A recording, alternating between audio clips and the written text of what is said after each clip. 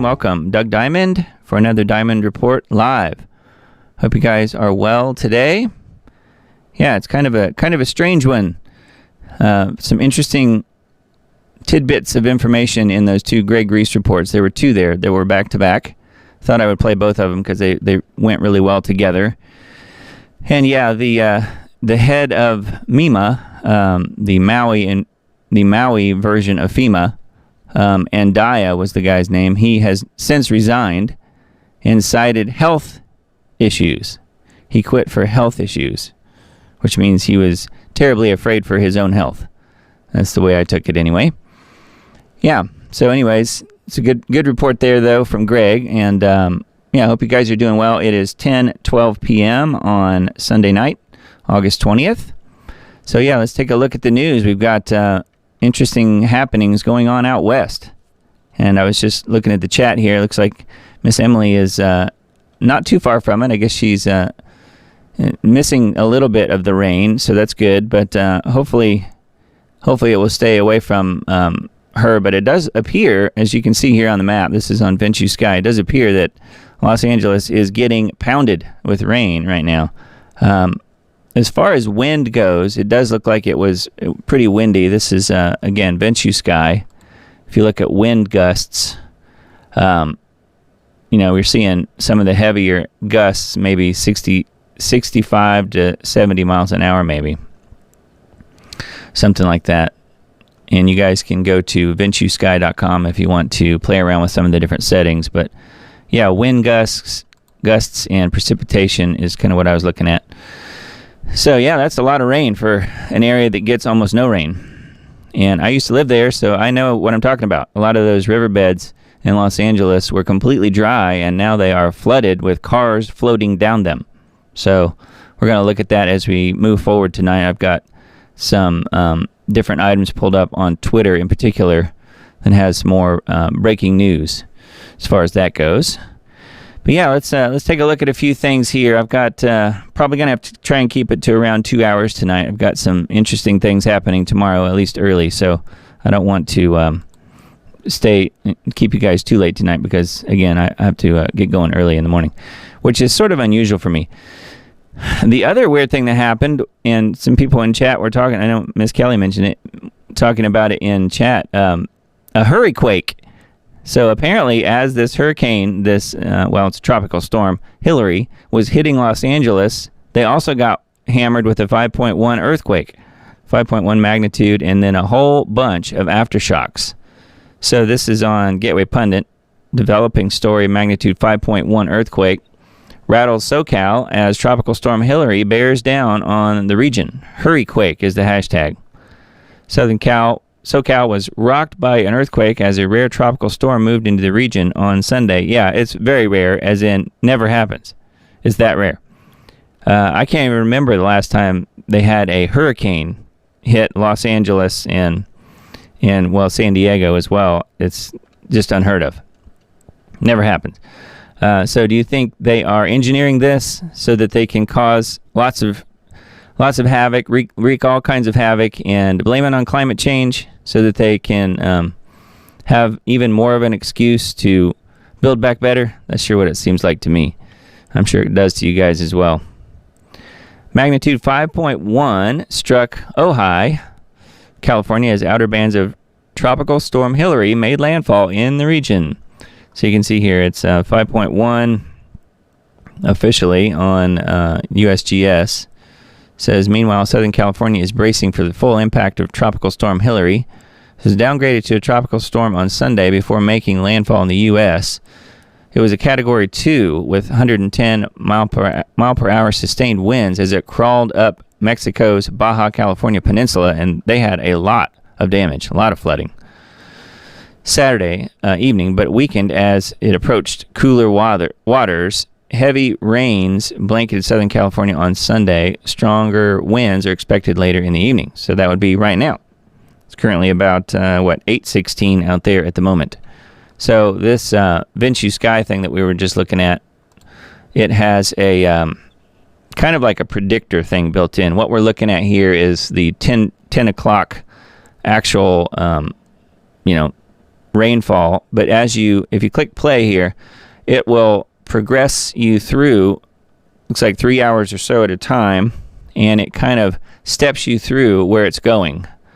So if anyone wants to kind of have an idea as to what it's going to do, you can do that by simply clicking on these different controls down here at the bottom.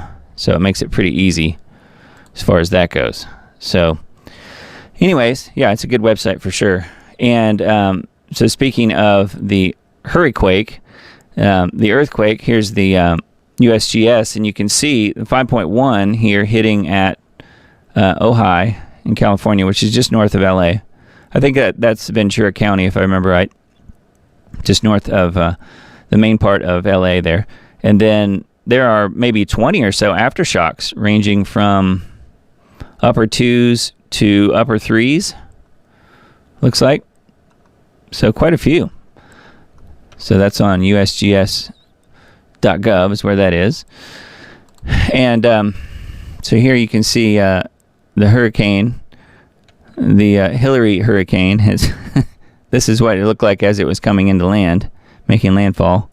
Now, I saw this on Twitter and I was cracking up at it. It's really funny. So there's some people out there with a really good sense of humor. So I had to show that to you. Hurricane Hillary is the hashtag on this one. Pretty funny. Yeah, and then it says it's been downgraded to tropical storm before making landfall in San Diego. So this has more data here on it, and this is flood alerts for these areas here in green.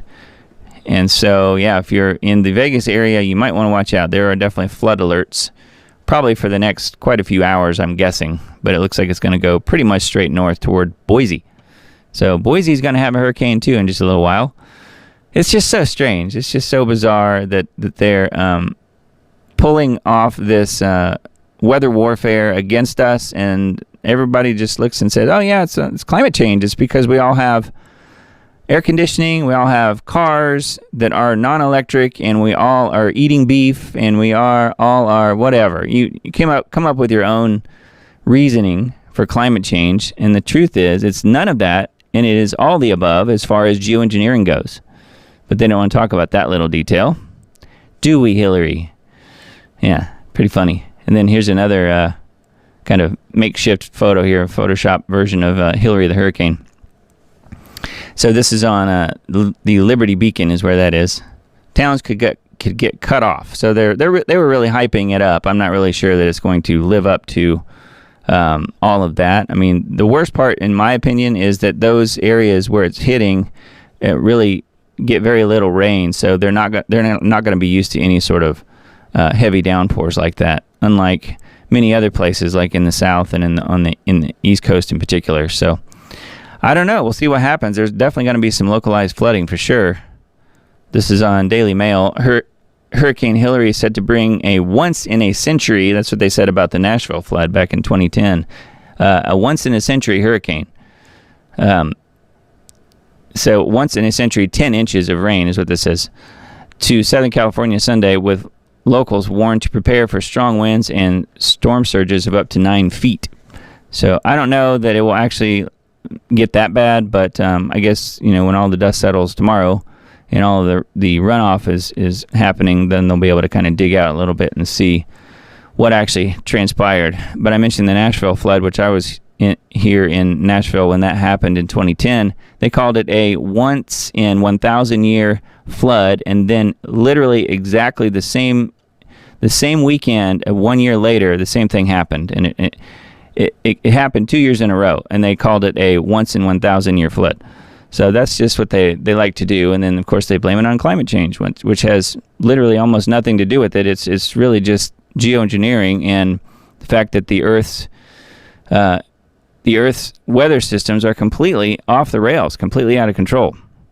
So anyway, we'll look at that a little bit more as we go here tonight. But I think we kind of covered what's happening out west.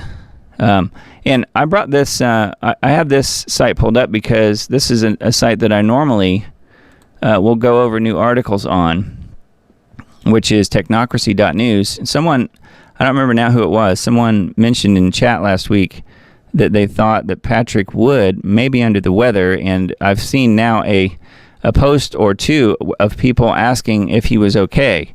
And what's weird about this site, which I think he manages, is that there are no new articles since last week.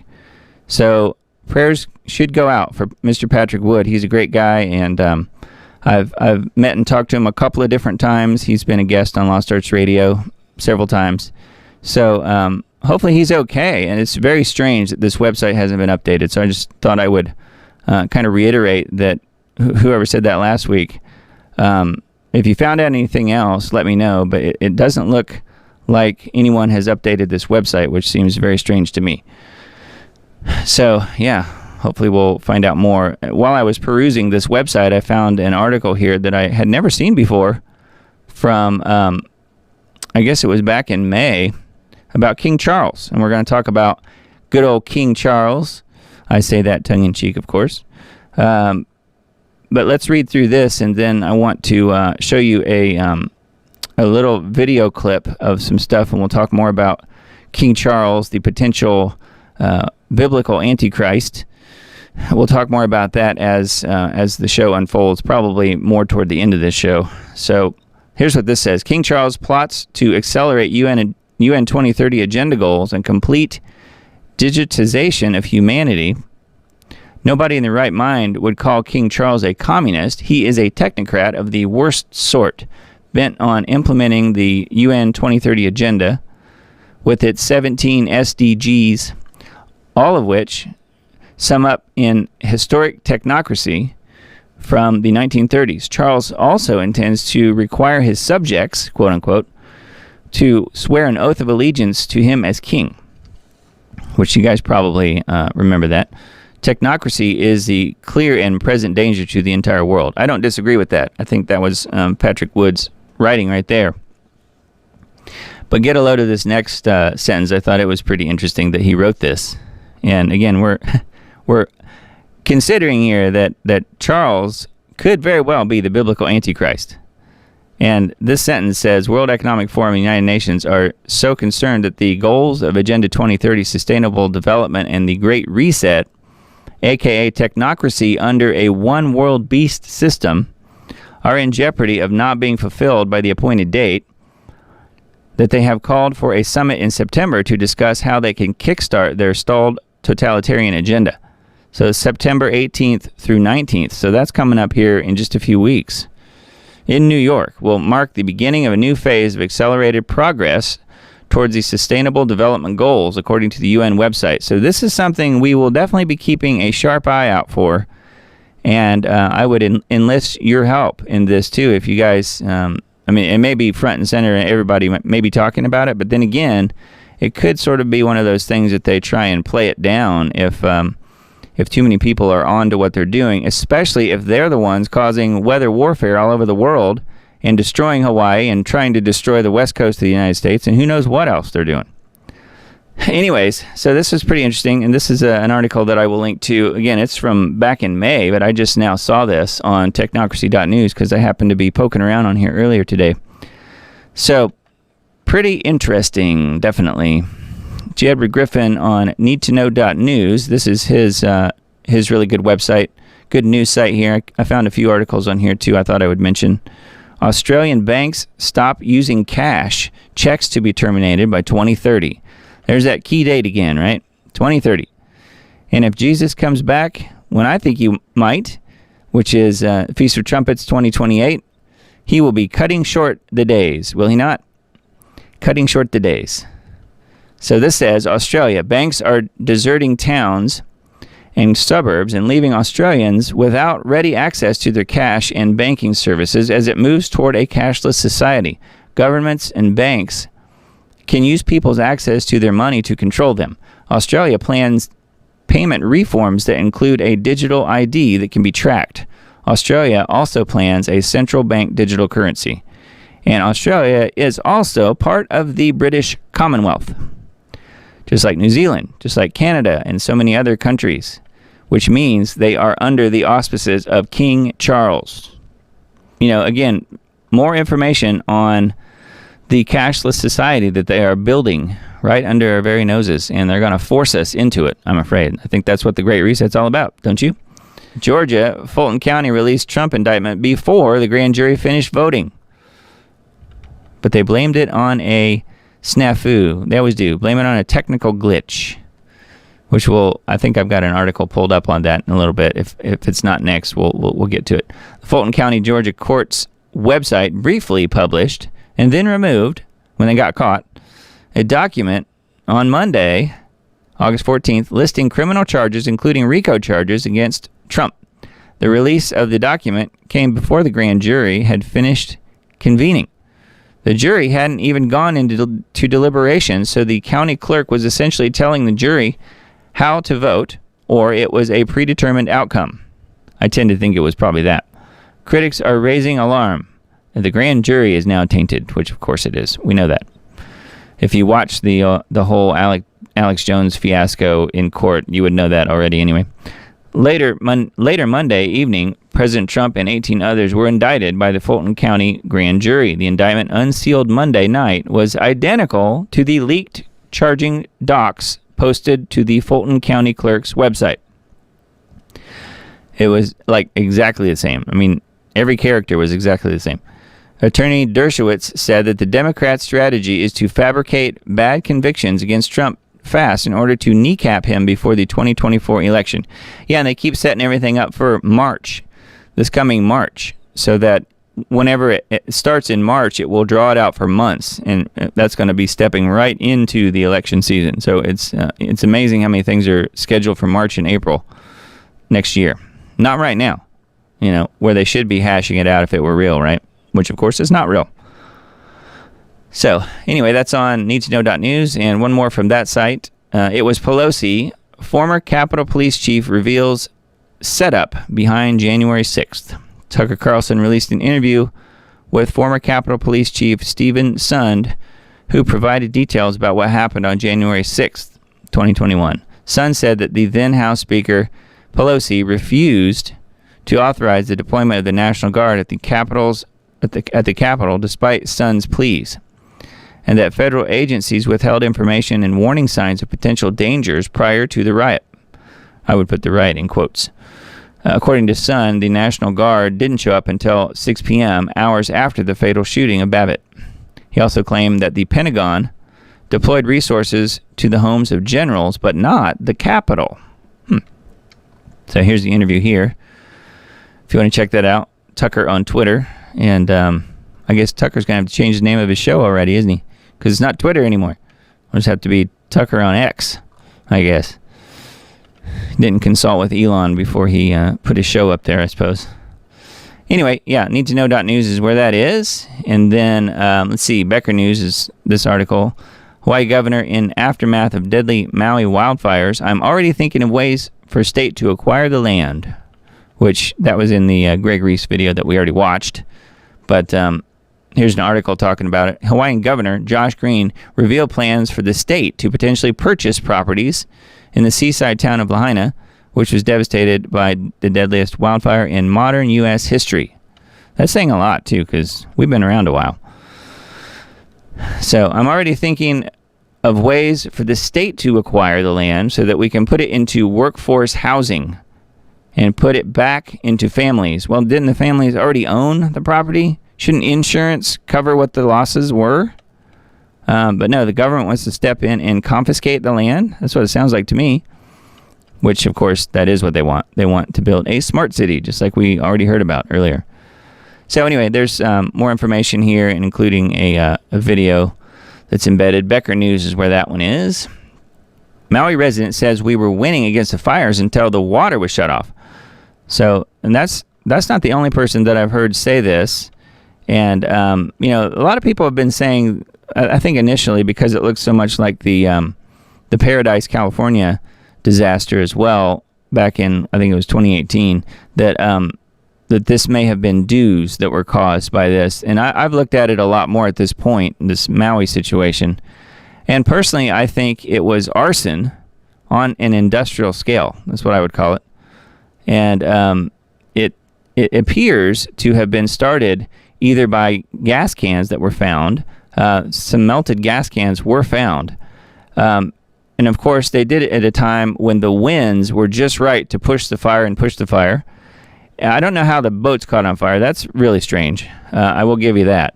But it does appear to be arson to me, and the fact that they left the power on, which they would never do in a hurricane type of situation. They would always shut the power off. So they left the power on, and they didn't bother to trim back a lot of the tree branches and shrubbery and stuff around the power lines for quite a while, months to years. So when you kind of add all these things up together, you end up with, it looks a lot like administrative murder. It looks a lot like they designed this fire they created the conditions with the winds using geoengineering most likely, and then they basically set the town on fire simply by striking the right match. And they can do that by leaving the electricity on and then having stuff fall on the power lines and then start burning that way. Now, the intensity of the fire is kind of a whole other thing. So the fact that it was so hot and powderized much of the foundations of these homes and stuff, that's pretty peculiar. There's definitely some strange things that happened. And seeing all of the video of the boats in the water that were all on fire, that was really strange too. So maybe it's possible that it's a number of different things that happen all at once. Maybe it's the arson situation. Maybe it's also dues. I don't know. But to me, I would say the arson thing is definitely part of what happened, at least. Again, I would call it arson on an industrial scale. That's really what it seemed like to me. So let me know what you guys think. But part of the deal is, though, they had shut the water off. They left the power on and shut the water off. So that's what this article is about here, is talking about the water had been shut off. And now they're not even allowing much of the help to come in for the people who are there. So, and then this article is another one, Into the American Dream is where this one is. This is Michael Snyder. Why is there such a frenzy to buy up the properties that were just burned down during the fires in Hawaii? Well, that would be because they want it for a 15-minute city, right? That's what it seems like. So anyway, yeah, this one's a Michael Snyder article. And this is the thing that Greg Reese had in that second video that we watched, talking about the police that came in and basically just shut down the donations that were going to the, right here, new footage from Maui fire Ground Zero shows Hawaii police officers shutting down citizen donation center for fire victims. That's what this video is right here. So I found that, and this is people bringing in supplies and stuff on jet skis, which I'd heard that was happening, but that's actually a video of it happening. And this is the older guy here that was talking about how the cars were all lined up and the police was not allowing the cars to go. And the old guy's saying, the fire's coming. These people are going to get burned up. So, and the guy just said, I'm just doing my job. Just doing my job. The officer said, where have we heard that before? Yeah, exactly. Nazi Germany, that's where. Anyway, so that was on USA Supreme is where that article is. And I'll link to this article and all these that I talk about tonight on my Substack. So if you guys are on there, definitely watch out for that tomorrow. And I found this for all of you guys who are Robert F. Kennedy Jr. fans, which I am actually. I like a lot of what he is saying. However, I'm not too happy about this. It says he confirms that he supports abortions up to birth with no limits. It says RFK Jr. confused voters over the weekend with conflicting statements about abortion, but ultimately confirmed he supports abortion up to birth with no limits. Says Kennedy, who hopes to challenge Biden for the nomination, which of course they'll never give it to him, has not spoken much about abortion. His campaign portrays him as a political moderate who hopes to reunite Americans and end the growing political division. But the Democrat and presidential hopeful initially gave an interview with NBC News in which he said he supported killing babies in abortions, but opposes abortions after viability, when an unborn baby can live on his or her own outside the womb. I believe a decision to abort a child should be up to the woman during the first 3 months of life, Kennedy said in an interview at an event in Iowa. Asked whether he would sign a ban on abortions at 15 or 21 weeks. Kennedy said yes. Once a child is viable outside the womb, I think that the state has an interest in protecting the child, he continued, adding, I'm for medical freedom. Individuals are able to make their own choices, but the mother is protecting her body and the baby's body, right? It's two bodies. Anyway, but it does go on here and talk about how apparently they were blaming the noise in the room for his confusion. So then he's now corrected what he actually meant by saying, no, I support abortion up to birth. So it says, campaign very quickly corrected the record and confirmed Kennedy supports abortions up to birth without limits. So it makes me wonder if it's just one from his campaign that's out there doing this, like a rogue person, or if he really did say this. Because it says in the next line here that Mr. Kennedy misunderstood a question posed to him by an NBC reporter in a crowded, noisy exhibit hall at the Iowa State Fair. So they're blaming a noisy hall for giving the wrong answer. So I think that's pretty weak and pretty bad. So I don't know if Kennedy's actually doing that or if that's just someone that, like I said, like a rogue person in his campaign doing it. I have no idea. I don't really know. But it seems to me like the way he answered the question, he really did know what was being said. So something to watch out for. Just wanted to point that out. So, but I like Kennedy for the most part, but I didn't really care for that answer too much.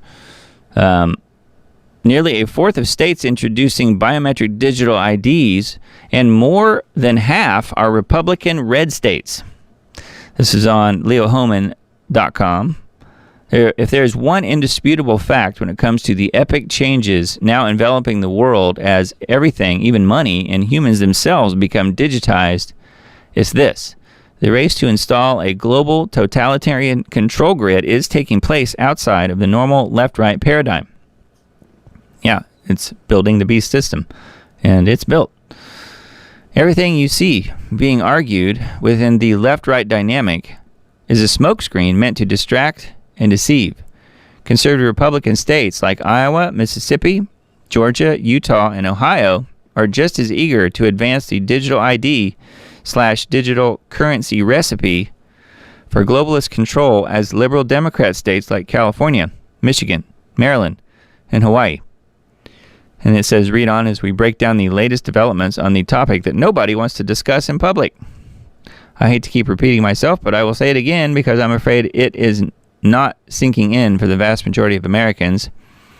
Digital ID plus CBDC equals total control/tracking of all human activity, and also can be implemented as the mark of the beast.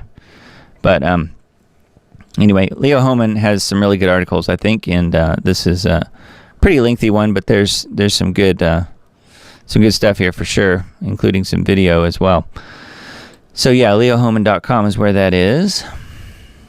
All right, and then this is the Trump indictment person in Georgia says the lady who leaked the fourth Trump indictment accidentally hit send instead of save. You guys, totally understandable. Who among us hasn't done this? Who hasn't gone to save a major court decision before a jury delivered its decision and then accidentally selected send, moved to upload the doc to a public government server, and then breezed through the doubtlessly numerous redundant confirmation messages, and then finally posted a PDF online, again, all by total accident. Clowns run Georgia. So this lady apparently is the one taking the fall, at least. Who knows if she really did it? So people have put some funny animated meme type things here. So it says you're telling me that the Fulton County Court's content management system has two buttons on the back end. There's this one, save, and this one, send. Which, of course, they obviously think we're complete idiots, and I don't know who would believe this, honestly. It's because it's so bad. So anyway, yeah. So she claims to hit send. Maybe there's one or two people out there that might believe that, but I think most people would be able to see right through that, hopefully. She clearly, if she had anything to do with it at all, she made sure that it at least was leaked for a little while. So, and they did take it down before the real thing came out just hours later. So who knows? Which, by the way, we're on Rumble tonight. We are live streaming on Rumble, and if you guys ever want to jump on over there, or if you find out that you come to watch the show at 10 p.m. Central on Sunday nights and I'm nowhere to be found, it's probably because I've gotten another YouTube strike and I can't live stream, which so far at the moment that hasn't happened. However, it could happen at any moment, literally. So if that's the case, you guys can now find me live streaming on Rumble. So that's good. So the URL for that is rumble.com/user/diamonddisc/live, and I'll link to that in the Substack post for tomorrow. But it is there if you guys want to check it out tonight. Concurrently streaming on 4 different live streams. We have YouTube, of course, and Rumble, and then the 2 Facebook pages. So my Diamond Report page as well as my personal profile on Facebook. So far, so good. Let me know if you guys hear any glitches, any weird things happening. Unless you're in the middle of the hurricane, hopefully it will be fairly smooth for you guys. I ran a test earlier in the week. Everything seemed to be fine as far as I could tell, but I wasn't actually talking and presenting. I was really just playing videos and stuff. So a little bit different. So if you guys notice anything, definitely let me know. Because, I'm on this end, not on the receiving end so much. So anyways, yeah. So it's good news, though, that we're able to live stream on Rumble. I think that's good for everybody. Walker Art Center holds playful demon summoning session for families. Isn't that nice? The Walker Art Center has received millions of dollars in taxpayer funds through Minnesota's Arts and Cultural Heritage Fund. They just held a pagan ritual geared toward families last weekend with a performance called Lilith, the Empathic Demon. Yeah. And we're not living in Sodom and Gomorrah anymore. Is that right? Demons have a bad reputation, this says, but maybe we're just not very good at getting to know them.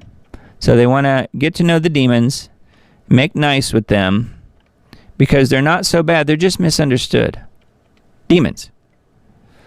So there you go. Welcome to Minnesota, I guess, right? Man. Very, very, very strange. Very strange. So, yeah, anyway. I guess it's not that surprising, really, but you'd expect it to be in somewhere like New York or LA or whatever, but I don't know. Minnesota, I guess, is pretty bad too, honestly, at times. U.S. states losing and gaining population the fastest. I'm not sure what states you guys are in, if you're losing population or gaining. Tennessee is one of the middle blue areas, so it's gaining. It's in this 1.1 to 1.4% increase population growth. The deep blue states, I don't know why they're showing blue. I guess it's just their color coding. But deep blue doesn't mean deep blue Democrat. But like Montana, Idaho, South Dakota, Texas, Florida, and South Carolina all seem to be the ones with the most population growth. And then, of course, the yellow ones are all losing population, which, of course, is most of the Northeast. And then several other states and most of the West. I wouldn't think that Washington State would be gaining population, but this is kind of insinuating that it is. So again, this is on Zero Hedge is where this is, and says Florida and Idaho are America's fastest growing states. So now we know. Yeah. Report Trump faces 717 years in prison plus death penalty from 4 separate indictments. And there's more coming, by the way. There are several other states that said they're going to pile on as well. They're not done. So he's had 4 indictments at this point. It could very easily be 24 or 40 by the time the election rolls around. So we'll see. So here's how it all adds up. 136 years and 34 counts in the New York case, 450 years in the 40 counts in the federal case in Miami, and 55 years in the 4 counts in the federal case in D.C.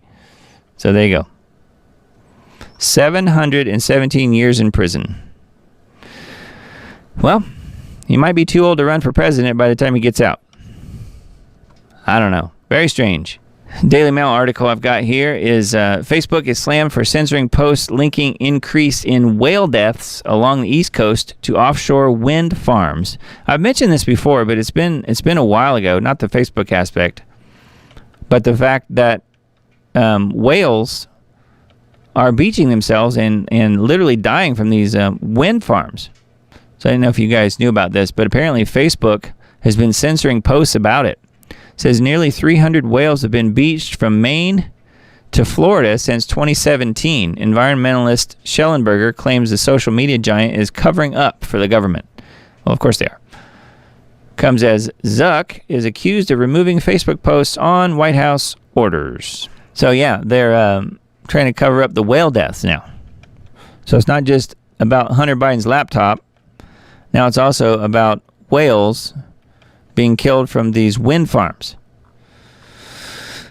Anyways, there you have it. But yeah, this is on Daily Mail is where that is. Okay, CBN is where this article is. California parents could soon face jail time for speaking out at school board meetings. Jail time. But the critics warn it's a way to stop parents from speaking out, stating the obvious.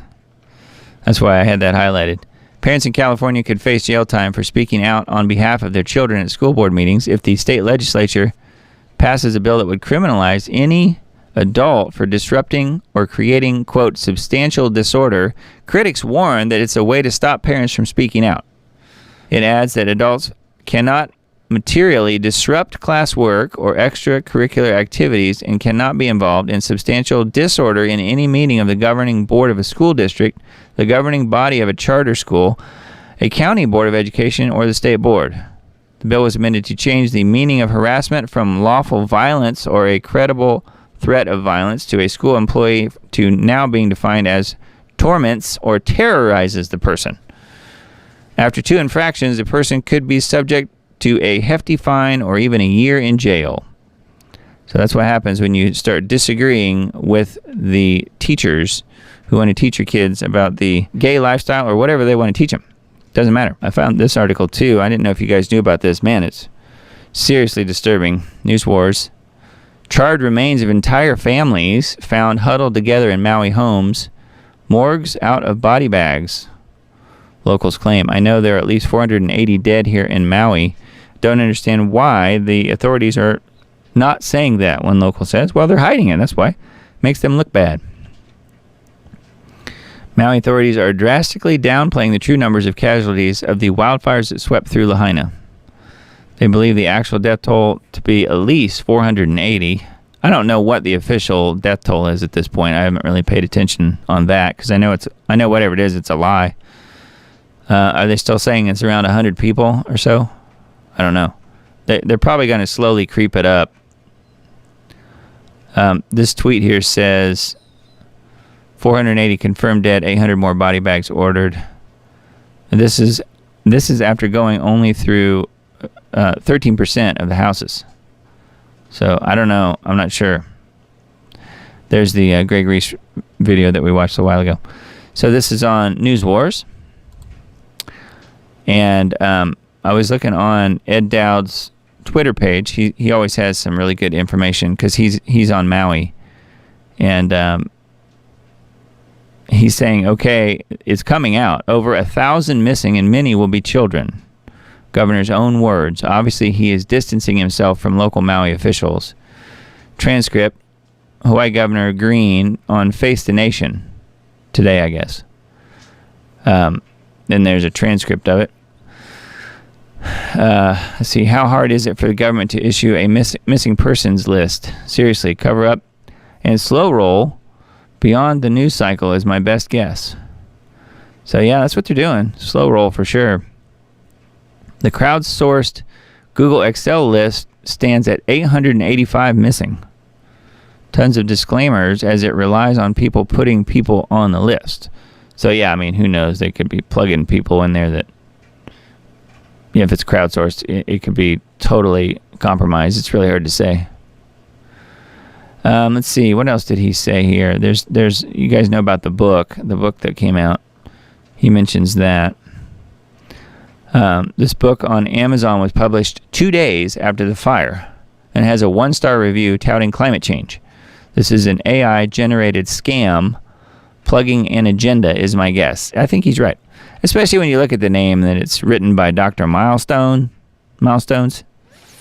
Well, they do have their milestones, that's for sure. One of the milestones is destroy everything so that they can build back better. Man, oh man. Speaking of which, here's the real person who perpetrated the Maui fires, and the grand jury has already indicted him for it. So now we know who did it. And here's the quote right here. They got him. They got him. So, yeah. I mean, why not? Why not? He gets to blame for everything anyway. So this kind of explains how Hawaii, what they should do. If they did this, then they'd get all the attention they wanted. All the money that they would need to. Change the state flag to receive billions. And nonstop media coverage. But until they do that, it's probably not going to happen. All right, I'm going to warn you on this one. This next one, even though it's somewhat funny, it's more disgusting than funny. So I'm just going to warn you. Here it is. The Blob. Look at this guy. But I saw this because I follow Roger Stone on Twitter, and I thought this tweet was hilarious. Chris Christie needs to run. Not for president. He just needs to run. I think he would probably roll. I don't know if he would run or not. But when I saw this, you guys, I don't know when you guys all grew up, but do you guys remember the Weeble Wobbles? You remember those? Weebles wobble, but they don't fall down. He's like a living, breathing Weeble Wobble. And in case you don't know what I'm talking about, this is him. Look, they made a Weeble Wobble of him in the 70s. I didn't even realize that they did. But there he is. There and here. There and here.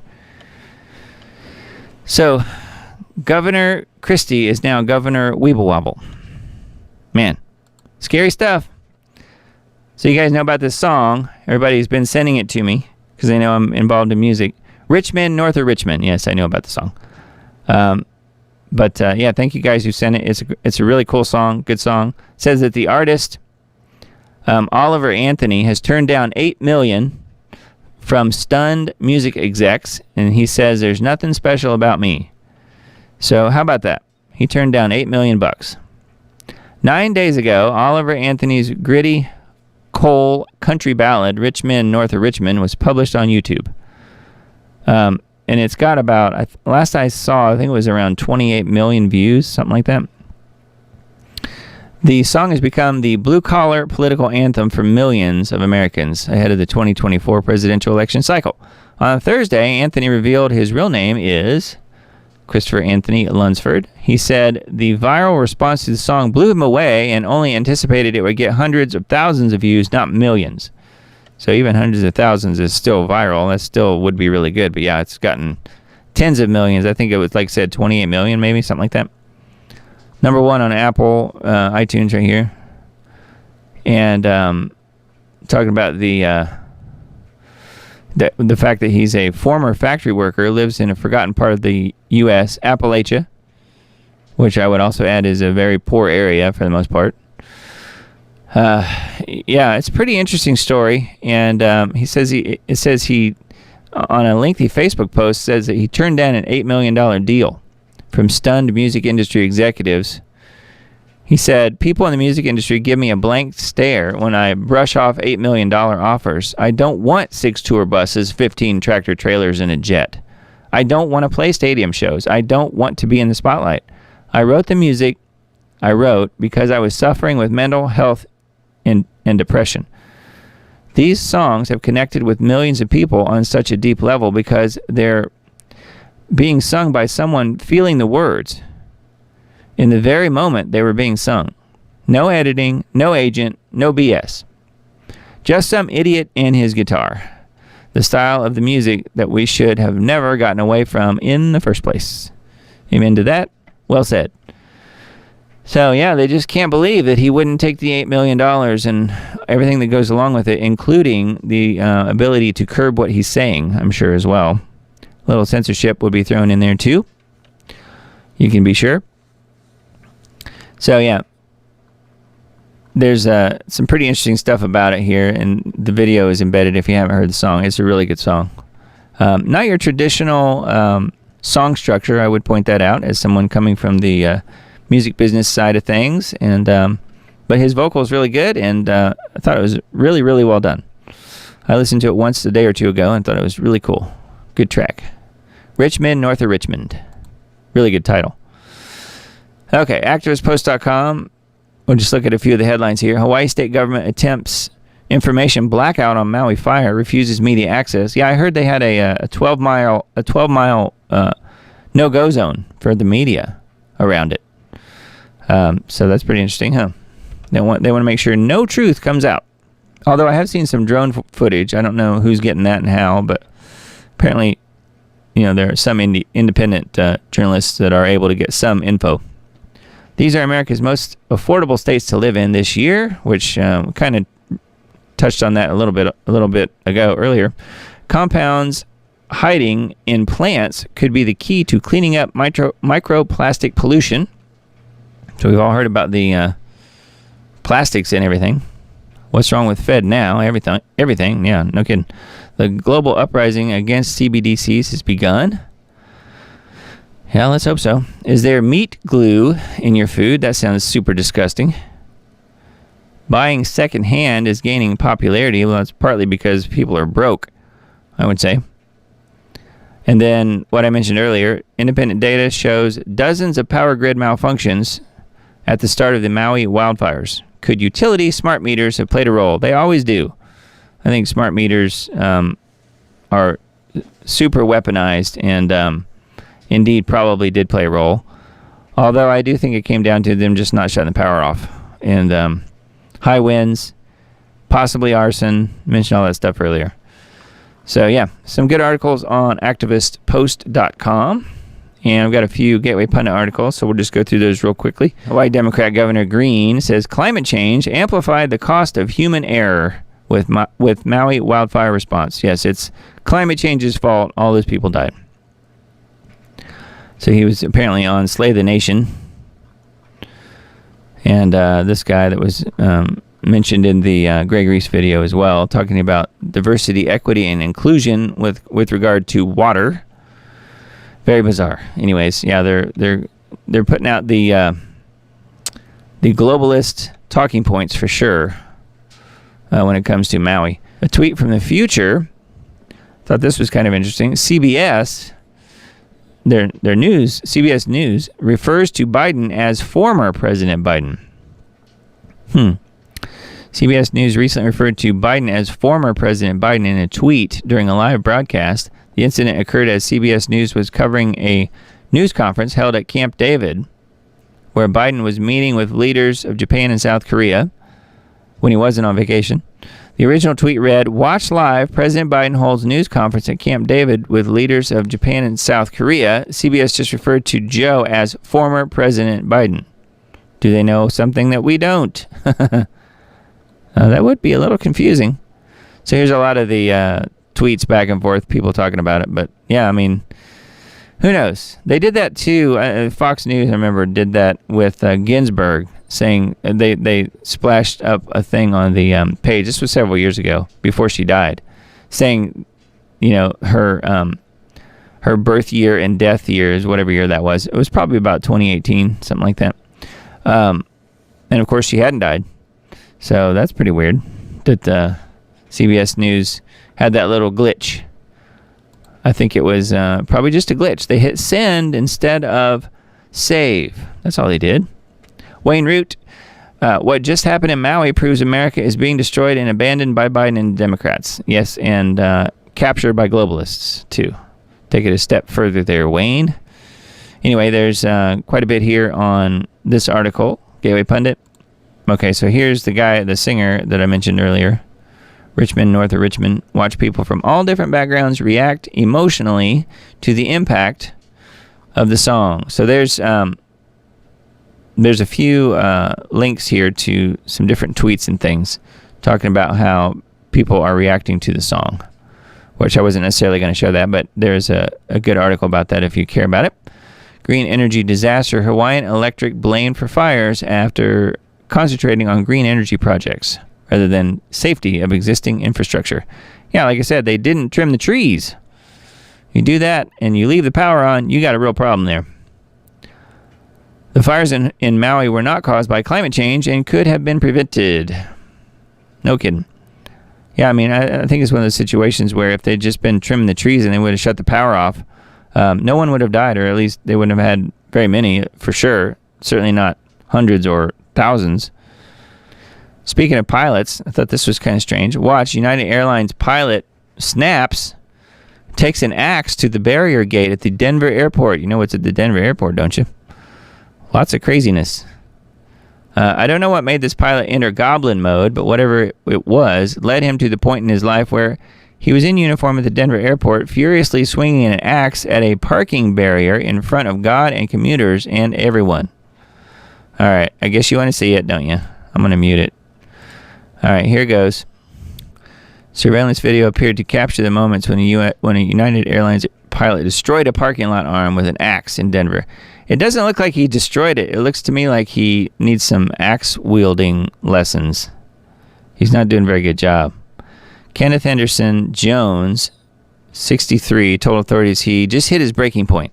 He grabbed the axe, downed the gate after lots of effort, scuffled with a parking lot employee, got his axe taken away, and then ran into a field where he was arrested. This says, dude, consider taking a break from flying and most weighty responsibilities for a while. Get some help. Also, maybe chop some wood and work on that form. Thought that was funny. Anyway, yeah.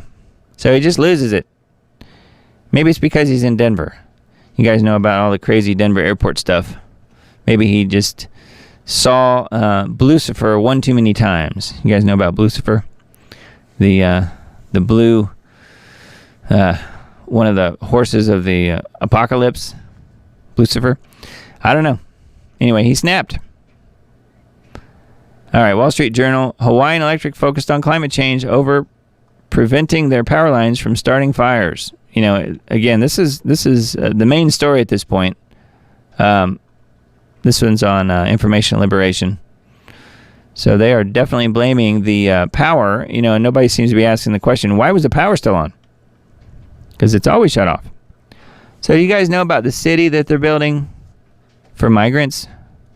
I heard this and I'm like, man, I guess, you know, I'm still constantly shocked about things. I shouldn't be, but this really surprised me, I guess, for some dumb reason. I don't know why.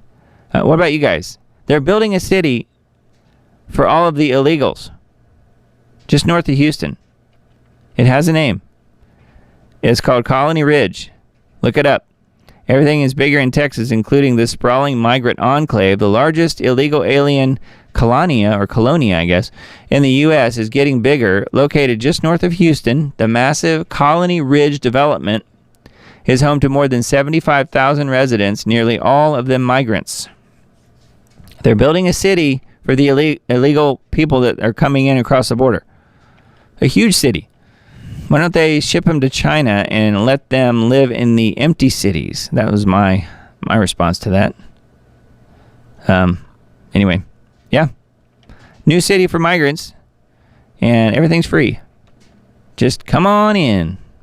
Warning, get off of Twitter X if you value your privacy. Face scan logins and no more blocking being implemented.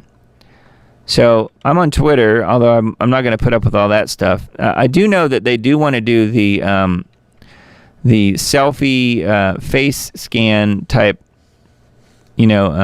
identify yourself if you want to upgrade to the premium service, which is just having the blue check, which I had thought about doing, but I decided probably won't do that. I'm not going to do the all of the facial recognition or any of the selfie stuff where you're providing an ID and all that. I'm not going to do that. So I'm probably just going to stay with the free account that I have on there. But we'll see. I mean, I don't really see any point in upgrading. But that wouldn't really be an upgrade, would it? So this is talking about what they're planning to do in the future. So there's more there on vaccine impact if you want to look at it. And then this is talking about the hurricane disaster looms for Southern California, with few sounding the alarm over catastrophic rainfalls that are predicted. So we'll see what happens. I don't know. We're kind of in the middle of it at this point. Green says, Hawaii Governor Green says they're are going to be fires month in and month out all across the country. This is actually talking about a Peggy Hall video or article or something here. So we'll see. I don't know. He might be right, in which case it's not going to be climate change.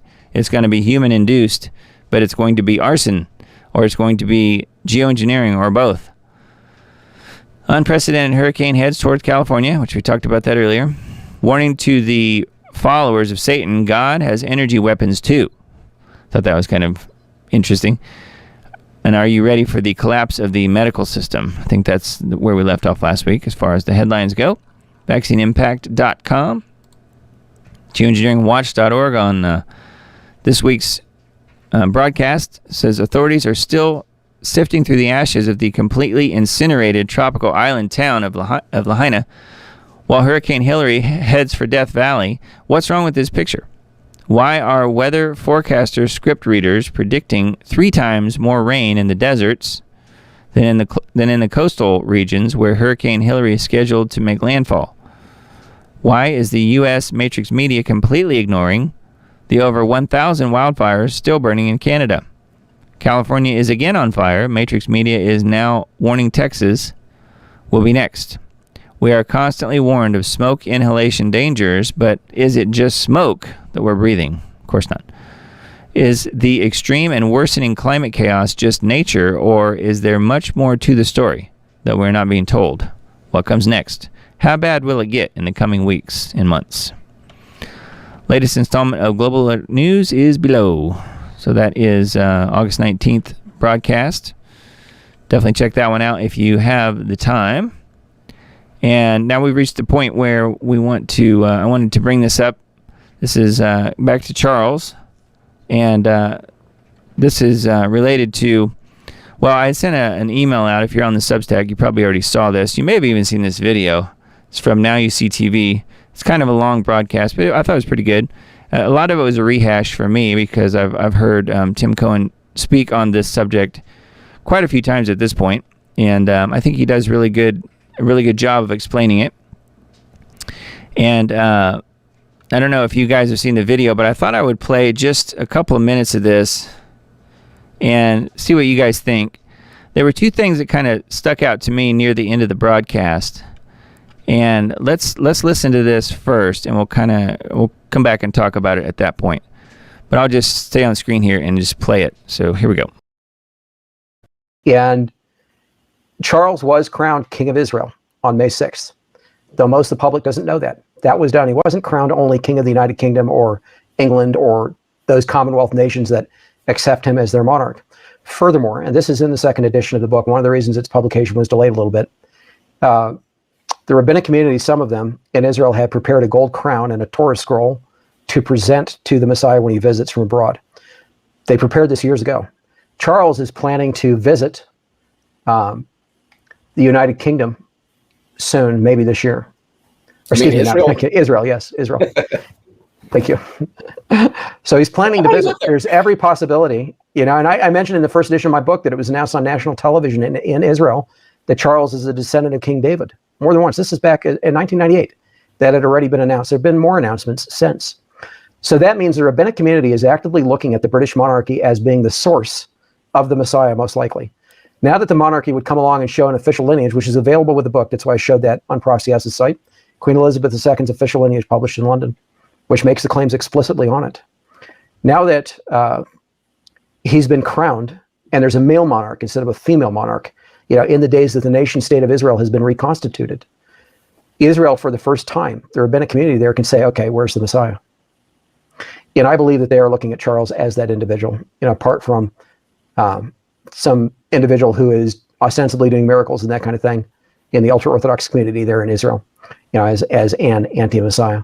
But I think we'll see Charles probably in the not too distant future, but time will tell. Go to Israel, maybe be given that gold crown, maybe be given that Torah scroll. Maybe when Israel decides they've got a red heifer, actually sacrifice that red heifer himself, acting in a priestly capacity. And Charles has this weird title, which a lady who puts out interesting things on Charles, been following him for decades, and my work also. She put out an interesting thing recently, noting that Charles has a title which is like something to the effect of, and I don't quote me on this, but something to the effect of King of the Weeping Cows. Weird title. But yeah. So we can talk another time about quote unquote aliens, about the coronation, get into that. We didn't really get to do that today, but we got into a little bit. And what's coming in Israel. There's an awful lot that I understand of things that are coming in Israel that you won't hear from other Bible teachers because they don't know Scripture in the way that I do. But I will point one last thing here. When you were talking about me not claiming to be a prophet, that's true. I don't claim that. Never have. However, there is a caveat, and here it is. The person who correctly identifies the Antichrist for the church ahead of time, and I'm not the only one.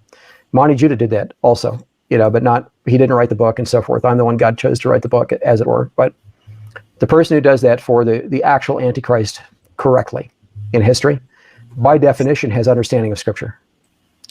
And that's the reason God has called me to write all sorts of other books that bring all kinds of understanding of Scripture and biblical history to bear that either isn't well understood or in some cases not known, like what's actually out in our solar system, and putting it in a biblical context as a young earth creationist, taking Scripture literally.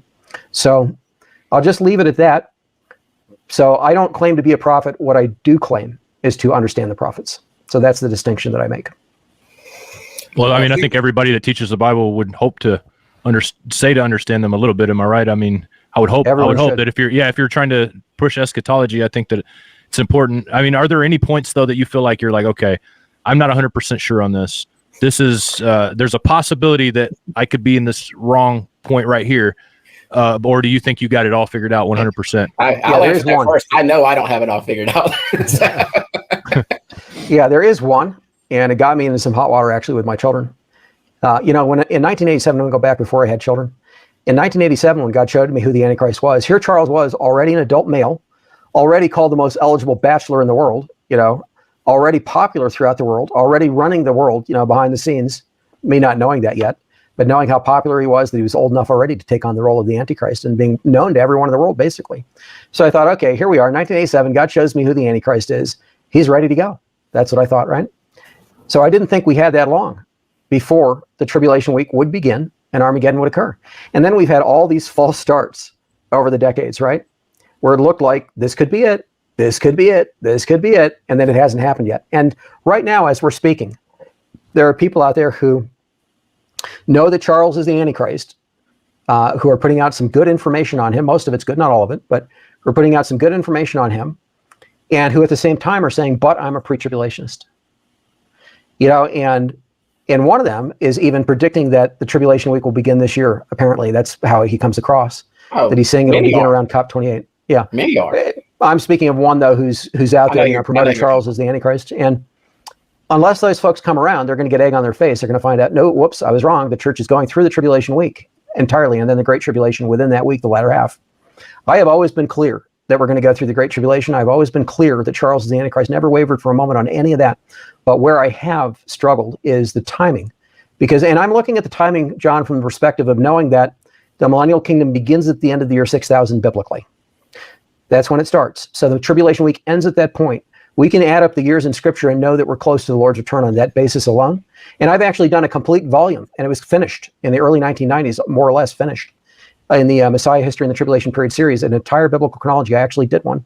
And I'm the only chronologist I know of in history, in the church, to have successfully harmonized all the regencies and co-regencies of Israel's and Judea's kings and their sons without inventing co-regencies and so forth that aren't stated in Scripture and inserting those into the chronology. I'm the only one who's ever been able to harmonize that. And I did it by recognizing one thing, and that's converting certain periods of years specified in Scripture to their solar year equivalents. So that's in my chronology. I mention that because I've also got a mathematical margin of error in that chronology, things nobody else has ever even attempted to do in a biblical chronology. And with all of that, I cannot be accurate enough to know precisely when we're going to reach the end of the year 6000. And so because of that mathematical margin of error and some other unknowns, and for that reason, I've looked at these things that have been happening, like Trump, when it looked like we were going to perhaps have war break out with North Korea, when Trump was saying, I've got a big red button too, more or less, right, toward Kim Jong-un and launching nuclear missiles and this kind of thing. I thought, well, could we be nearing the second year of the tribulation week? Because I associate those wars with the second year. Could we be in it yet? There have been multiple things that have happened that made me wonder. But to this point in time, I don't think we're in that week yet. I don't think the tribulation period has begun, but I think we're very, very close. But I got myself in hot water with my children because I said to them when they were younger, I'm not sure. I don't think you're going to be old enough one day to, go to college, marry, have children of your own, because I think we don't have that long till the Lord's coming back. But at the same time, I was a post-tribulationist, never wavered on Charles as the Antichrist or those kinds of things. So yes, at some point I'm going to be proven wrong, and I have been, on when I thought it would start. I thought it would start sooner than it actually is going to. Okay. Well, you get the idea, and I just wanted to know what you guys thought about that, and if you've even heard that before. He mentions a couple things there that I find very, very interesting, one of which, of course, is the timing. I had been focused on the good rabbi in Israel as far as potentially a candidate for Antichrist until I came across Tim's information about King Charles, and I pretty much have solidified that I really think that he's exactly right about all that, especially with the 666 and everything else he talks about, how it all works, and it really makes a lot of sense to me that it is Charles. I don't think we can know 100% yet. He's definitely at 100% for what he believes. I think once there's some attempt on Charles's life, we'll probably at that point know for certain, and then what comes immediately after that. However, what Tim says about timing there, and that has really been one of the sticking points for him. Timing is really all I've been focusing on, really since 2019 when I put my video series together, End Times Dates. And I feel like God has laid it on my heart that this timing issue has been front and center for me really since then, since early 2019. Again, based on a project that I worked on in 2018 called 2028end.com, which you guys know the story. I won't rehash it again here. But to me, the timing piece of the puzzle has been revealed, and I don't think Tim has seen it yet. So that's why I was kind of seeing I wanted to see what you guys thought about it. I would like to let him know about what I'm doing. And I don't think he has heard of me, although he has heard something that I've said before because he's repeated it. And that is, I'm the person who told Janie Duvall on her channel as a comment that she responded to about the coronation date of Charles adding up to 18. So 5/6/2023. When you add all those numbers up, you get 18. And I noticed that right away. That was the first thing that I noticed when I heard that the date of the coronation is May 6, 2023. You add up all those numbers, you get 18. That's 666. I reiterated that information to Janie Duvall on her channel. Janie, of course, has hosted Tim Cohen on her channel many times, and most of the views, I think, probably are attributed to his videos on her channel. But I think what happened was she probably told him about that, and then he has mentioned that on numerous interviews. I've heard him mention it a number of different times. So even though he has no idea who I am, most likely, he has heard that aspect of it. And I sent him an email the other day, and I haven't heard from him yet. I think it was Friday, late, when I finally emailed him. And I might hear from him. I don't know. I tried to explain things as briefly as I could and let him know that I feel like the timing aspect is a piece of the puzzle that I have. And then also, if you were listening closely there, he also mentions the rabbi. He doesn't mention him by name, the Yanuka, Rabbi Shlomo Yehuda Berry, but that's somebody that I've been talking about. But he did mention the Orthodox community and this person over there that is performing miracles and in sort of an anti-Messiah. And that's exactly who he's talking about. There is no one else it could be, the Yanuka. And I made my first video about the Yanuka in April 2021. It's been that long. So 2.5 years. So anyway, I just wanted to know what you guys thought. I mean, what I would like to do is reach out to him. Of course, I want to give him time to respond to the email I've already sent him. But I would be interested in having several people reach out to him on my behalf. I do feel like it's that important that he at least is able to see this timeline that I have been talking about for so long. And the other things that we agree on are on here as well. I am not a pre-trib rapture person, and I haven't been really for a long, long time. And especially when I realized that this timeline, to me, is very accurate. And again, this is based on the timeline, the Revelation timeline, the original white timeline there that you see is the Fuel Project's timeline, not mine. The Fuel Project is the one that put this together. The red blocks I added later when I added the dates to it. And obviously there are some things that may not work out to be 100% accurate. But if we look at the timeline, and I'm not sure if you got how much of the timeline you guys can see because it may be obscured with some of the other graphics on my live stream. Well, here, let me just, I can turn some of these things off. Let me do that. Let's see. Yeah. All right. So there. Now you can see it a little bit better. The right-hand column over here, this right-hand side, this is where the rapture and the gathering has always been, post-tribulation. That's where I've had it this entire time, which fits exactly with what Tim has been saying. And there are several other points that he has talked about in other videos that we have 100% agreed on, as far as those are things that I have accounted for in this timeline as well.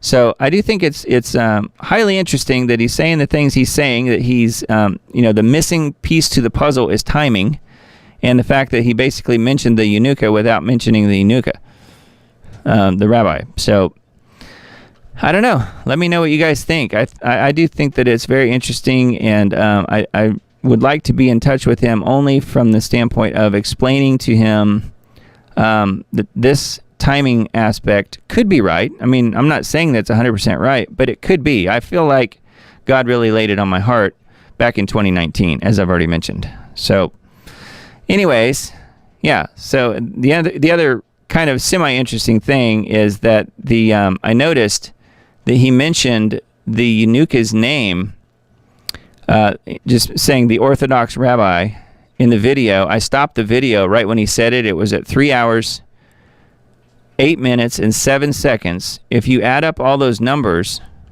3 plus 8 plus 7, you get 18, which is 666. And that's right when he was talking about the Orthodox Jewish guy who's an anti-Messiah who's healing people.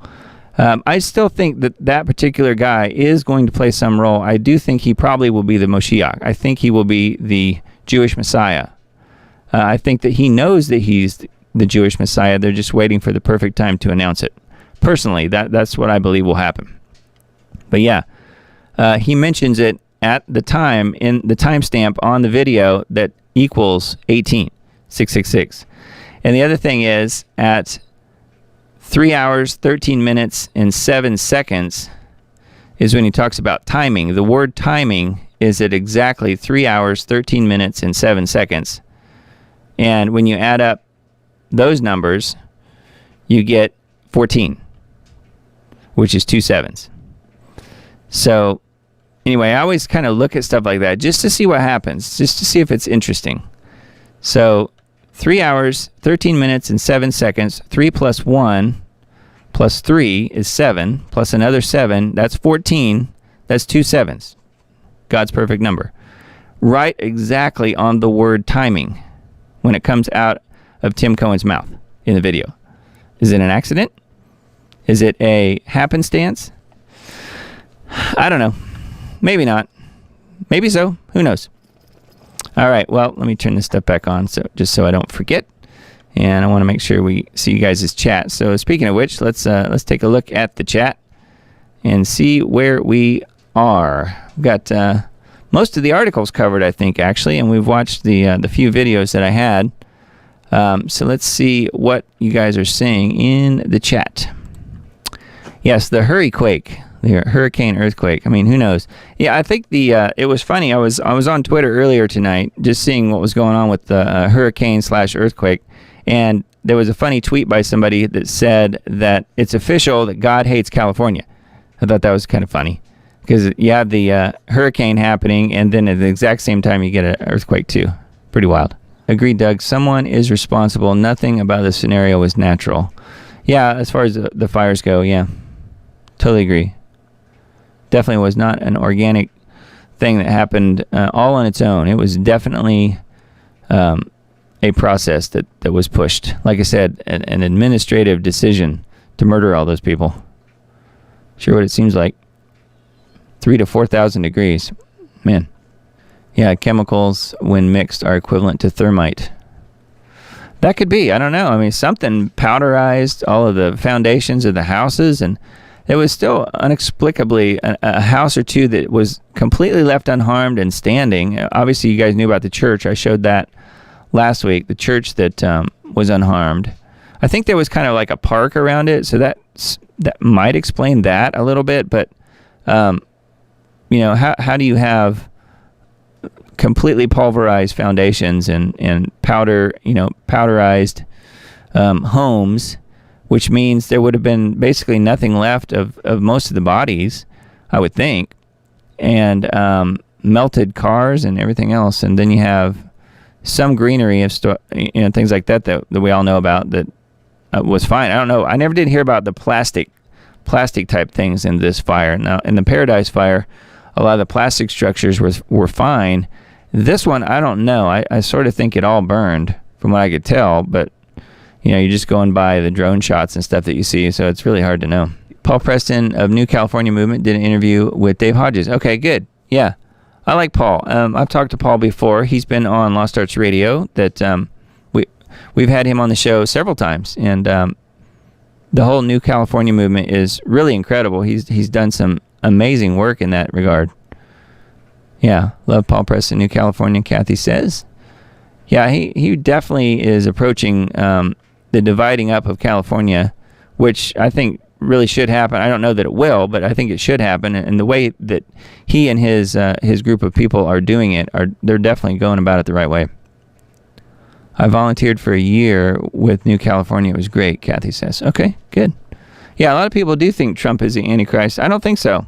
I mean, there are things about him that I don't like, but I don't think he's the Antichrist. I don't think, looking at the symbology and the lineage that the Antichrist biblically has to come from, I don't think so. I don't think it's Trump. I mean, yeah, Trump is one of those guys that, people love to hate, but I personally don't hate him. I don't think he's the Antichrist, though.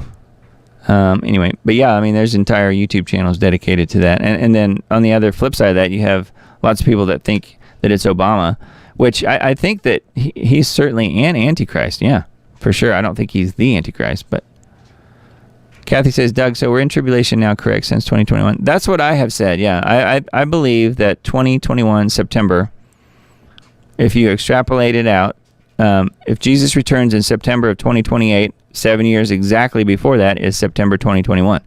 I think God is true to his word. And when he says 1,260 days are the final 3.5 years, then that's what it's going to be. I don't think it's going to be more or less than that. Now, there are a few other days in there that would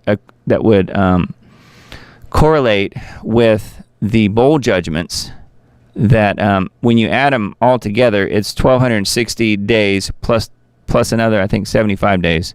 It was 1335. It's on the timeline here in front of us. Here, it's right here. It's showing 42 months, 1,260 days from the beginning of Jacob's trouble to right here, Armageddon, Battle of Armageddon, which is the same time as the rapture, the post-trib rapture, right? So that's 1,260 days from there to there. But you can say that it's 1,335 days since the abomination of desolation was set up. And that there's another 75 days in here, right here, 2.5 months, to complete God's wrath using the 7 bowls. So that fits into it. That's why when I figured all of this up back in 2019, working backwards from September 2028, going back 1,335 days puts you back at January 2025 instead of like March 2025. It's that close. Something like that. That's the 2.5 months. So that's the way I understand it. I mean, again, this thing could be wrong. I don't know. But to me, it seems like it's very close based on what I know and the way things are playing out right now. So yeah, September of 2021 would have been the beginning of the final 7 years. And I've mentioned this before. I think La Palma was a big one, and that was God's version of Palm Sunday, because it did start, La Palma, when it started erupting, was on a Sunday, and it's called the Palm, and it would be equivalent to Palm Sunday when Jesus has his triumphal entry into Jerusalem before the final week when he's crucified and is buried, died and is buried, and then is resurrected. So yeah, I think that Palm Sunday, which would be the Palm, I guess is what I'm talking about, the eruption there, that started in September of 2021. I think that was the beginning. It was God's fireworks show. A lot of people were expecting when that happened, a chunk of the island could slide off and fall into the ocean, and then you'd have a massive tsunami or tidal wave that slams into the East Coast and all this stuff that didn't happen, which I'm glad it didn't happen. But things were looking pretty bleak there for a while in September of 2021. I really feel like that's probably the beginning, and then you have the whole thing with all of the Disney, everything else that's going on, and that plays into the all of the other, the horseman riding and stuff like that. So there's definitely a lot going on there for sure. I had a dream I saw the spirit of Lucifer entering into King Charles, Verba Home Friend says. Wow, that's interesting. Yeah, that's pretty wild. And Doug's timeline says we are, I think. Yeah. Don't think we are in the tribulation, but we are so close, Cowboy says. Yeah, I think that we are, but not in the final 3.5 years. You guys know people who are saying, yeah, we're in the final 3.5 years. This is the final 3.5 years that the Antichrist's reign is. I think that will be a little bit more clear cut when that actually happens, and I'm expecting that to happen starting in early 2025. I have it as January 2025 on the timeline here, which may or may not be accurate. I don't know, but I'm just saying that to me that makes the most sense. And so that would be the beginning of the final 3.5 years when the Antichrist is really coming into power. And so if it's Charles, and at that point, I think he would have to be indwelled fully by Satan. And then Tim talks about what the abomination of desolation is. You've got the statue of Charles, and he's shown pictures of it, and how he's it's basically like an antichrist type of statue, and it's just amazing. And anyway, he talks about this, and that may or may not be true. I've interpreted the abomination of desolation, and he might be right about that. What I've attributed it to, though, is what I feel like God shared with me, and that I talked about in End Times Dates, Part 4, which was whoever the Antichrist is going to see to it, or attempt to wipe Jesus' blood off of the mercy seat on the top of the Ark of the Covenant. And that's something I talked about in Part 4 of End Times Dates. I really felt like that's one of the reasons that I had to make that video, was that is part of the abomination that causes desolation. And it could be the statue that Tim talks about. I don't know. To me, it seems like it's got to be more serious than that. And the Antichrist attempting to erase what Jesus Christ did would be a lot more serious. You know what I mean? Because his blood on the mercy seat is atoning for all of our sins in the physical realm. He can't wipe it off of the mercy seat on the actual real Ark of the Covenant in heaven. He can't do that. But he could try and wipe it off of the one on earth, which will be revealed, and it exists now. It's in a cave temple in Zedekiah's cave. It just can't be touched at the moment. But I think that all of that is coming soon, as far as when all of that unfolds. And I've talked about that at length in other videos, so I don't really want to rehash it at this moment. But yeah, tribulation 2021 to 2028, Kathy says. Yep, that's the way I'm interpreting it.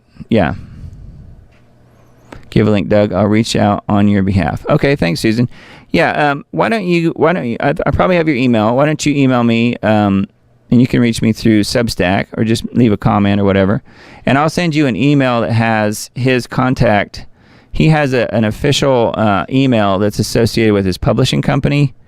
And it's kind of weird. I emailed him the other day, and you have to jump through a couple of hoops. Like, you email them, and then they email you back automatically with a different email address than you initially emailed. It's kind of weird. So if you can step through a couple of the hoops, I think it does make its way to him. So hopefully he will respond. I'm going to give it a few more days and see if he responds to my initial message, which he may. I don't know.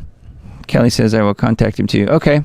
Yeah, I mean, I don't think it would take all that many people, but I do feel like, I really feel like he needs to know about it, even if he totally discounts and disregards everything I've said about it. I just want him to at least have the option to know about it, and then if he, he could see it and then say, yeah, I feel like it could be right, but maybe look at this and look at that, and give me some feedback on some things that I haven't even considered, which that's very possible.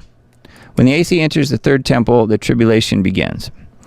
Yeah, and see, that's what I have here on the timeline, the abomination that causes desolation, right here.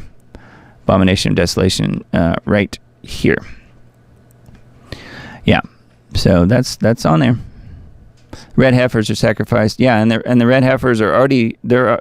There are like 4 of them. There were 5 initially. One of them has already been discounted because of some non-red hairs. So they've already pruned them down to 4 that are left. But you still have 4 really good possibilities, and I think it has to be within the next year or something like that, maybe.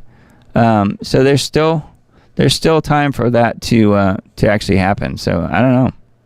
Dutch Sense is live right now. Looks like he's talking about the dew and the 5.1 earthquake. Yeah, okay, I'll watch that later as well. Yeah, Dutch, I checked his YouTube channel earlier today, I think it was, because I wanted to see if he was talking about the 5.1. I think that's why I looked at it.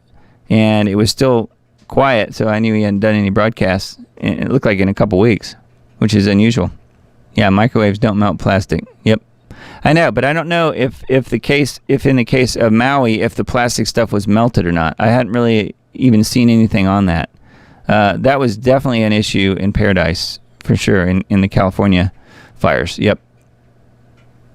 Because that was shown many times. Yeah, I have to delete this video. I'm making a separate recording of it, but I have to delete it as soon as I stop the live stream, because if I don't, I'm going to have a strike on my channel and not be able to use it for live streaming. So what I'm doing is I'm sacrificing this initial video in favor of doing a tightened up, cleaned up version that I upload tomorrow back on Rumble, BitChute, Bradion, and all those places. And I'll put an edited version where I remove the stuff about Denise and all of that stuff. I'll put an edited version back up on YouTube. Usually do it the same day, so I'll try and do that tomorrow as well. So yeah, I'll have to have a little time to kind of carve out the stuff that I know I can put on YouTube and not lose my channel for, because I've already lost one channel. People say, well, why do you care about what YouTube says? Well, they have the power to shut me down, and they have tried numerous times, and they are shadow banning me beyond belief. I mean, I'm getting almost no views on my videos, and not my view counter, but my subscriber numbers are going backwards. I'm losing subscribers. And like I said last week, I don't think it's that terrible. So, I mean, I'm literally down like 5 or 10 subscribers just since last month. So it's very strange. But again, I still have the channel. I can still use the platform, and that's where most of you guys are. So that's where I want to try and stay there as long as possible. The last channel I had was removed right about the time the Sky rollouts happened in January of 2021. I realized that later on that's probably what that was about in part, because I didn't really have any issues, and all of a sudden, within just a few days, I had 3 strikes, and they removed my channel. So yeah. Have you listened to Craig Bong and Janie Duvall's channel? See, I think that's who, I'm pretty sure that's who Tim was talking about. Yes, I have heard him, and I think he's a pre-tribber, which, for people who are pre-tribbers, there's, the only thing to me to say is that you need to take it to the Lord in prayer and look at Scripture. I mean, I know you could make a case either way, pre-trib or non, and I would love for pre-trib to be true. I just don't believe for 1 second that it is, because to me it doesn't really fit Scripture. And why would we be spared of it? I mean, what have we done? I mean, Jesus gave everything for us, and he suffered and died. Why would we be spared of that? To me, it just makes sense that we do have to go through it, at least to whatever extent that we can live through those final 3.5 years. I have heard Craig Bong on Janie's channel. Yep. I like his presentation. I don't agree with the pre-trib aspect of it, but I think his info is pretty good. And I'm pretty sure that's who Tim was talking about there without mentioning names. Pre-trib rapture's a lie. Yeah, I think so too. I mean, that's what I've found out. And that, if you think about it, that makes an awful lot of sense that that the devil would want that out there so that people will think that they're going to get zapped out of here and not have to go through any of it. So therefore, why do I care about how it works? Why do I care what happens? I don't care. I'm going to be fine. And that's definitely one of those things that will trip people up, unfortunately. And I think it really has, especially the evangelicals. You guys know many of them, I'm sure. I considered myself one for a long time. And then I realized how wrong that is. And I don't anymore. I mean, I don't consider myself that at all. Yeah, if someone teaches a false teaching, they're false teachers. Yep. Mm-hmm. Yeah, Bong's thing is a COP28 climate conference in December. Yeah, I know. I knew about that. I don't think it's all that big a deal. I do think that the one world religion will be related to climate change and the green agenda and all that stuff. And the reason I think that, and I've thought that even before I knew about Charles and Tim's information. But when you look at it, that stuff really is Charles's religion. I mean, he is all about that. I mean, that's what the whole World Economic Forum thing is pushing and all of that. So to me, it really makes a lot of sense that the one world religion is going to be, if it's Charles, it's the Antichrist. I think it's going to have to be tied into the climate and the lockdowns that they plan on doing and all that stuff. So listening to JD Farrakh for years, but he's very pre-trib. Can't believe it anymore. I know. That's too bad too, because I try not to discount everything somebody says just because they're really wrong on one major point, because they may have other good information that they put out there. I've never listened to JD Farrakh. I know who he is. But I do think it behooves us to listen to what they're saying and to use our discernment to figure out the truth from the lies. And you should do that with what I'm saying too. I mean, I'm not purposely lying, but I'm just saying, if I'm saying stuff that's wrong, then I try and, if anybody lets me know that, I try and take it to the Lord in prayer and find out if they're right about that. And then I would, do my best to try and make up for that and explain what it is I was thinking at the time or whatever, So yeah, great show, Doug. Thanks so much. Thank you. Appreciate it, Emily. Hope you stay dry. Yeah, still love JD. She says he's in Hawaii. Oh, I didn't know that. Yeah, hopefully he's all right. So, got some comments over here on Rumble. Let me see. The Nazarenes are there. So, hello. More than I expected for Rumble. I like this app better than YouTube, Nazarenes says. I'm just kind of looking at it on a different screen here. I know you guys can't see these comments, but some people feel strongly that Trump, Obama, or King Charles is the AC. I think they're all good candidates. There's a TikTok channel solely dedicated to discuss Trump as the AC. I know I've seen YouTube channels that do the same thing. Yep. I don't think so, though. I mean, not when you look at, it has to be, if the 666 thing is going to work out, there's no version of Donald Trump that comes out to 666 in both English and Hebrew. And Charles, Prince of Wales does, which is amazing, and I've seen it. And yeah, I mean, I've even sent out the screenshot of what Tim talks about there, where he's got it all lined up on paper, where you can see how it all adds up. It's pretty amazing. Doug, you're a brilliant mind, and we're grateful for your insight. Thanks for these shows. You're doing the Lord's work. Thank you, Nazarenes. I appreciate that. So again, that was a comment over on Rumble. I'm watching it kind of in my other screen over here. So thanks, you guys. Yeah. So let's see here. Trump not AC. Obama is one. Charles is the one, in my honest opinion, Kathy says. I think so, too. That's kind of where I'm at with it. If Tim didn't provide all of the all of the evidence that he has, and again, trying to take it to the Lord in prayer, I really feel like that's correct. And especially when you look at the timing, which is the issue he's saying that he's having trouble with, to me, it just makes a lot of sense that that's the guy. And if that's the case, then something is going to happen with him becoming indwelled within the next year and a half, something like that.